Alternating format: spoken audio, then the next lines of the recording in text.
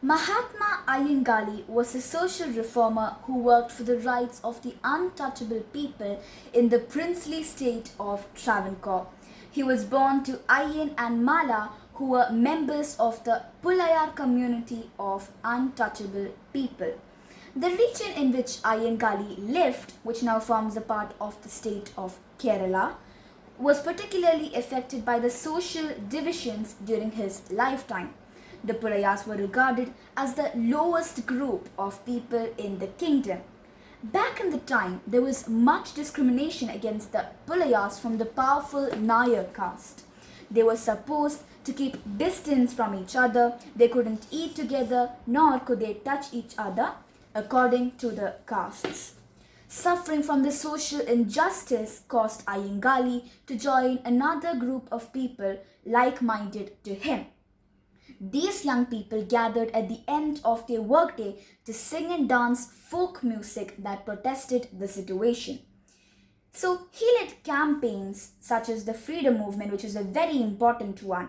In 1893, Ayyankali dressed to provoke in clothing traditionally associated with the Nayars, disobeying the social conventions that applied to lower castes and untouchables. So he also rode on the road in a bullock cart that he had bought. Both the act of purchase and that of traveling on a road was traditionally the preserve of the upper castes amounted to a significant challenge. In a similar act of defiance, he entered the marketplace at Nedumangad. This strengthened resolve among others from the oppressed communities of Travancore, leading to further protests elsewhere, such as Karakutam. The continued protests resulted in, by 1900, the Pulayas gaining the right to use most roads in the state, although they were still barred from those that led to Hindu temples. Ayyankali believed education was a right for all children, and this meant that government schools should give access to untouchables. Although the government did attempt to provide education, the right to primary education was limited in scope.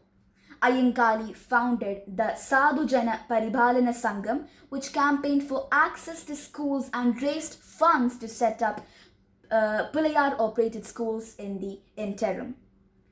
An attempt by Ayyankali to enroll a Pulayar girl in a government school led to violent acts committed by the upper castes against the community and eventually the burning down of the school building in the village of Urut Ambalam.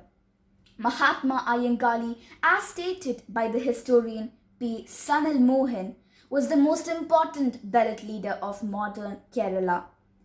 Yet up to date, we still in some areas have discriminations against the Dalits. They face attacks and their rights are considered less valued. Let us stay together and fight against injustice. Ayyankali's aim was to bring communities together, to have unities and equal rights to all, regardless of their caste or wealth. On his birth anniversary, I remind you that if we stay together, we can win together. Why do we need discrimination amongst same beings in which some aren't just as fortunate as others? Thank you.